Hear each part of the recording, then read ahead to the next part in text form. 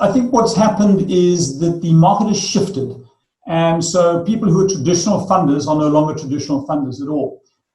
For example, the banks are regulated and have an obligation to provide liquidity, to ensure liquidity of their businesses. That's how they get a license to have a monopoly, I guess, as a registered bank.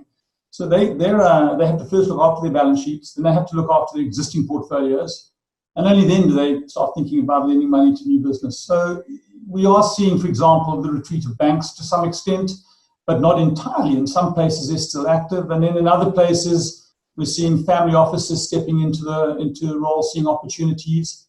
So there have been some significant changes, and we make sure we keep abreast of how investors are thinking about the African market. Now, let's just talk about how investors are thinking about the African market. Given the fact that risk is now escalated across the world, you would assume that emerging markets have also that heightened sense of risk in the current environment. Yes, I think that there's indeed an increased concern about emerging markets. You certainly see these things being reflected in the listed markets.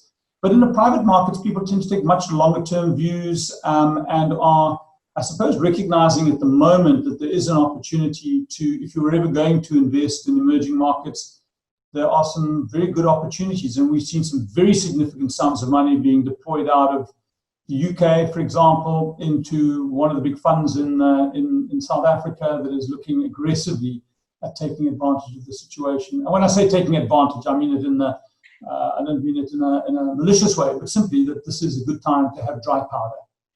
Now, where are you finding these opportunities? Because again, another big debate point on many of the global debate platforms around Africa is that the opportunities are far and few between for the real opportunities in terms of those that mitigate risks of investing in the emerging market and have some sense of sure growth down the line for those investors.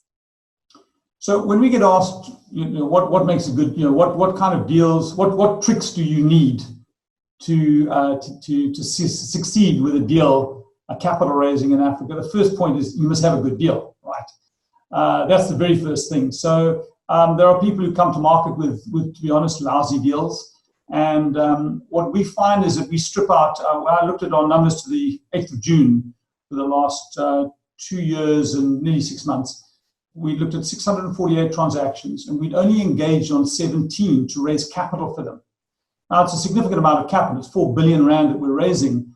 But the point about it is that that's stripping out 97.5% of the noise in the market. We strip it out ourselves before we even bother investors. So to some extent, we originate our transactions all over. We have a very, very big network. We work very closely. Your network, you've got 300 potential investors within your broad-based network. Correct.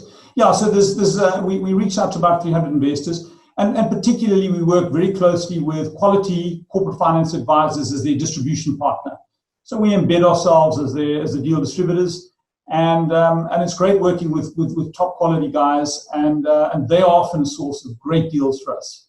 So we originate our deals all over. And the fintech element within Neu Capital, talk me through where you play in the ecosystem. As you say, you work alongside advisors, almost embed yourself in their models. But the fintech, are you a disruptor?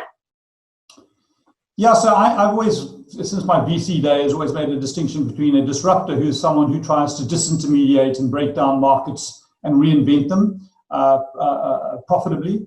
And then there are those who are facilitators. And I think that most technology is very well suited for facilitative growth. And disruptors generally, they have, there's a much higher risk play being a disruptor, much lower risk play being a facilitator, as we are. And, we use technology. We have an online platform. We use a variety of techniques, of databases, of information we gather and filter and sort through. But at the end of the day, it's not about the technology. Technology is a side issue in our business. It's about relationships. It's about trust. It's about understanding, and rather weirdly, it's probably an older person's role that we play than a young buck that is reinventing an entire industry.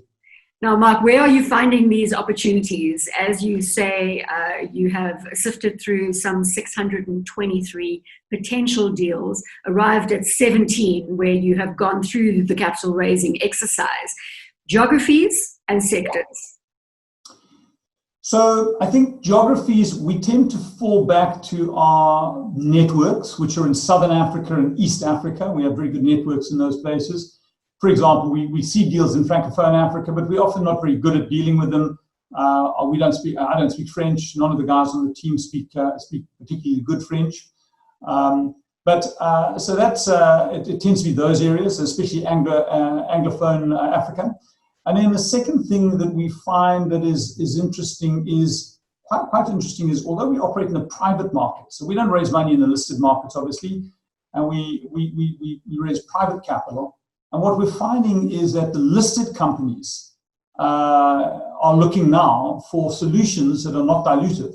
So they actually are starting to look at private and alternative capital solutions like mezzanine debt, convertible instruments, instead of raising capital on the market and diluting their existing shareholders to nothing. And the joy of things like MERS and structured convertible instruments is that you can always construct an instrument that suits a particular listed company. So we're seeing them come from interesting places at the moment. And just in terms of the sectors, if you can elaborate on what type of businesses you are finding those opportunities in. So we see tech, we see some tech plays. They tend to be generally a little small for us because we don't like to operate under 50 million rands or $55 million. But we are seeing plays in agri. We like renewables. We think renewables still has good growth ahead of it, although perhaps not quite as it was. We are seeing, we're definitely seeing activity in agri. Manufacturing, perhaps a bit more vexed, but we see opportunities there. Logistics, tourism obviously is tough at the moment. It's tough long term, sadly. And then we see mining come up now and again. We look at the extractives occasionally, but with some care. Property is very difficult at the moment unless it's low cost housing or something like that. Mark, thanks so much for giving us an update on Neu Capital Africa. Certainly we'll be tracking your progress and looking at the trends as we learn to live alongside COVID-19 and how that impacts your world from a capital raising perspective. Mark Taylor is the CEO of Neu Capital Africa, joining us here on the Nielsen Network.